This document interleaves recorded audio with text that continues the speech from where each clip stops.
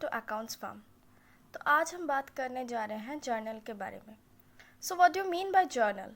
The book in which transaction of a business organisation are first recorded is known as journal book. It is also known as the books of original entry. अगर आपको ये easy भाषा में समझना है तो आप सुबह में उठकर पेस्ट यूज़ करते हैं फॉर एन एग्ज़ाम्पल। तो वो पेस्ट आपने ख़रीदा हुआ है, उसमें आपका पैसा गया हुआ है, पर क्या कुछ नहीं आया? आया है ना, वो है सर्विस, पेस्ट का सर्विस जो आप कंज्यूम कर रहे हैं।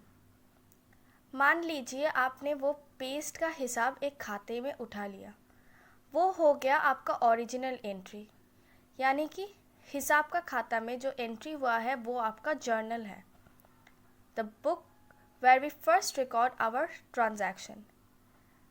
तो नेक्स्ट क्वेश्चन में जाते हैं। What do you mean by journalising? The process in which transaction are recorded in the journal is known as journalising. आपने वो पेस्ट ख़रीदा, आपने दुकान में गया, फिर पेस्ट ख़रीदना, फिर से उसको यूज़ किया, फिर आपने उसका दाम नोट कर लिया, वो है आपका फुल प्रोसेस और उसको हम लोग बोलते हैं जर्नलाइजिंग। तो 3 गोल्डन रूल्स होते हैं 3 अकाउंट के लिए, एक पर्सनल अकाउंट, एक रियल अकाउंट और एक nominal account. For personal account, debit the receiver, credit the giver. For real account, debit what comes in, credit what goes out. For nominal account, debit all the expenses and losses, credit all the income and gain. तो personal account में क्या होता है? आप कोई भी person related कुछ account create कर रहे हैं, वो जा रहे हैं पर्सनल अकाउंट में।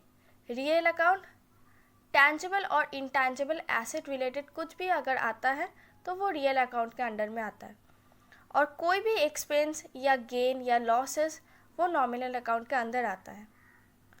तो जर्नल का प्रोफॉर्मा कुछ इस तरह दिखता है। पहले इन द बुक्स ऑफ कोई भी कंपनी या फार्म के या बिजनेस ऑर्गेनाइजेशन का नाम होता है उधर, तो उधर हम लोग लिखता है in the books of that company's name और एनी बिजनेस फार्म्स नेम। फिर very next to the line we write journal, फिर एक लाइन छोड़ के डेट लिखते हैं, पर्टिकुलर्स लिखते हैं, जिसके पर्टिकुलर्स के अंदर ट्रांजैक्शन जो हो रहा है वो दिखाने के लिए होता है पर्टिकुलर्स। नरेशन लिखते हैं और फिर लेजर फोलियो, पेज का नंबर रिकॉर्ड करने के लिए, और डेबिट अमाउंट और क्रेडिट अमाउंट। डेबिट और क्रेडिट अमाउंट क्यों? क्योंकि बैलेंस करना पड़ता है, twofold aspect. So do you know what do you mean by twofold aspect? Every transaction involves twofold aspect, an aspect of receiving and an aspect of giving one. The one who receives is a debtor and the one who gives is a creditor. Now let's do the first question. तो देखते हैं question में क्या बोला गया है। Journalize the following transaction in the books of Maddie Shaw. April 1st, Maddie Shaw commenced business with cash rupees 25,000. He opened the account with bank and deposited rupees 20,000. 2nd April, purchased goods on credit from Mohan 2,500. 3rd April, purchased machinery for cash rupees 4,000. 4th April, withdrew from bank for office use rupees 5,000. 5th April, purchased office equipment for cash rupees 1,000. 6th April, purchased goods for cash from Shom rupees 2,000.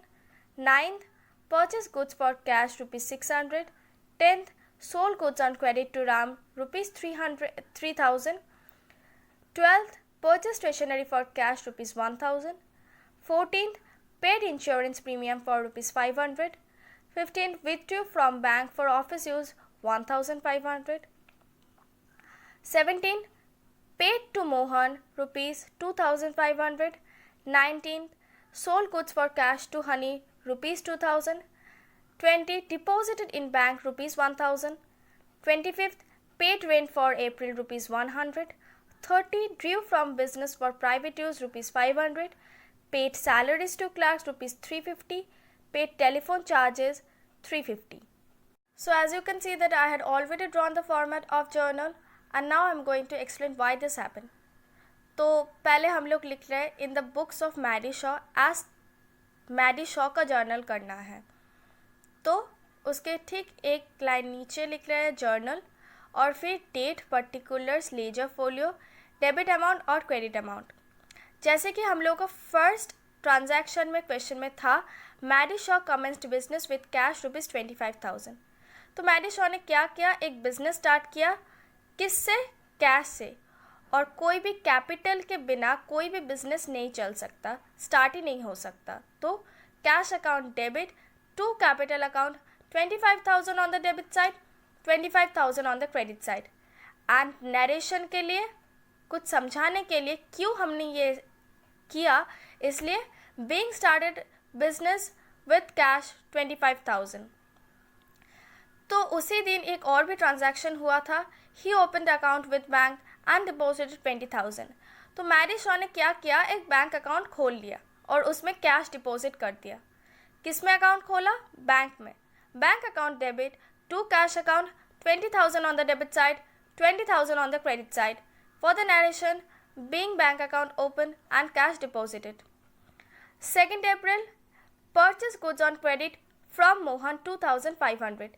ये credit purchase है, इसलिए नाम mention करना ही होगा। कोई भी credit purchase होगा या सेल्स होगा तो उसमें नाम मेंशन करना है। क्या खरीदा, परचेस किया, कोई गुड्स खरीदा है।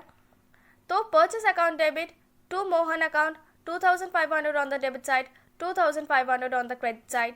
And for the narration, being goods purchased on credit from Mohan. 3 April, machinery purchase हुआ है कितने पैसे से, 4,000 पैसे से। तो machinery account debit to cash account, 4,000 on the debit side, 4,000 on the credit side. For the narration, being machinery purchased for cash. 4 April, withdrew from bank for office use 5,000 rupees. क्या withdrew हुआ है, cash withdrew हुआ है। किसके लिए, office use के लिए, और कहाँ से, बैंक से। तो cash account debit to bank account, 5,000 on the debit side, 5,000 on the credit side, being cash withdrawn from bank. 5th, purchased office equipment for cash. क्या खरीदा है, ऑफिस इक्विपमेंट, किससे, कैश से। तो office equipment account debit to cash account, 1,000 on the debit side, 1,000 on the credit side. For the narration, being office equipment purchased for cash. Next, purchased goods from showroom. ये credit purchase नहीं है, पर नाम mention है, पर वो cash में खरीदा हुआ है क्योंकि क्रेडिट वाला टर्म नहीं है। तो शोम को हम लोग नरेशन में मेंशन करेंगे और ट्रांजैक्शन में हम लोग दिखाएंगे purchase account debit to cash account, 2,000 on the debit side, 2,000 on the credit side. For the narration, being goods purchased for cash from Shome. 9 April, purchase goods for cash. तो cash से कुछ goods खरीदा हुआ है, तो हम लोग दिखाएंगे purchase account debit to cash account, 600 on the debit side, 600 on the credit side. For the narration, being goods purchased for cash. 10 April, sold goods on credit to Ram. हमने कुछ बेचा है राम को, पर क्रेडिट में, तो राम का नाम लेना ही होगा। Ram account debit to sales account, 3,000 on the debit side, 3,000 on the credit side. For the narration, being goods sold on credit to Ram. फिर 12th को purchase stationery for cash. Stationery एक नॉमिनल अकाउंट है, एक्सपेंस है, तो हम लोग उसको debit करेंगे। Stationery account debit to cash account, 100 on the debit side, 100 on the credit side. For the narration, being stationery purchased for cash. 14 April, insurance premium paid. तो हम लोग इंश्योरेंस प्रीमियम भर दिए, किससे भर दिए, कैश से भर दिए। तो insurance premium account debit to cash account, 500 on the debit side, 500 on the credit side. For the narration, being insurance premium paid. 15th April, withdrew from bank for office use. Office के लिए हम लोग क्या निकाला है, bank से cash निकाला है। तो cash account debit to bank account, 1,500 on the debit side, 1,500 on the credit side. For the narration, being cash withdrawn from bank. 17, paid to Mohan. हम लोग ने मोहन को पे कर दिया। क्या पे किया, कैश पे किया। Mohan account debit to cash, 2,500 on the debit side, 2,500 on the credit side, being cash paid to Mohan. 19th transaction, 19th को क्या हुआ है, sold goods for cash to Honey. तो हमने कैश में गुड्स सोल्ड कर दिया. Cash account debit to sales account, 2,000 on the debit side, 2,000 on the credit side. For the narration, being goods sold for cash to Honey. 20th transaction, deposited into bank. तो हमने bank में क्या deposit किया है, cash deposit किया है. Bank account debit to cash account, 1,000 on the debit side, 1,000 on the credit side, being cash deposited in bank. 25th, rent paid for April. क्या pay हुआ है, रेंट पे हुआ है. किससे पे हुआ है, कैश से. तो rent account debit to cash account, 100 on the debit side, 100 on the credit side. And for the narration, being rent paid for April.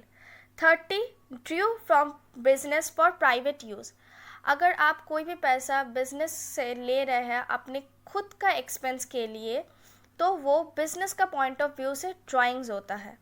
Drawings account debit to cash account, 500 on the debit side, 500 on the credit side. For the narration, being with to cash for private use. 30th के एक और transaction भी हुआ था, telephone charges paid. क्या pay हुआ है, telephone charges. किससे, कैश से. Telephone charges account debit to cash account debit, being telephone charges paid 350 for the debit amount और 350 for the credit amount. एक और भी ट्रांजैक्शन हुआ था, उसमें लिखा हुआ था salaries paid to clerks. Salary account debit to cash account, 350 on the debit side, 350 on the credit side, being salaries paid. Hope you guys that you had understood this session. So I will be putting one more journal which will be related on another topics, as this is the basic concept of journal. So hope you guys had understood this. Thank you. If you like my video, then do subscribe to my channel. Thank you once again.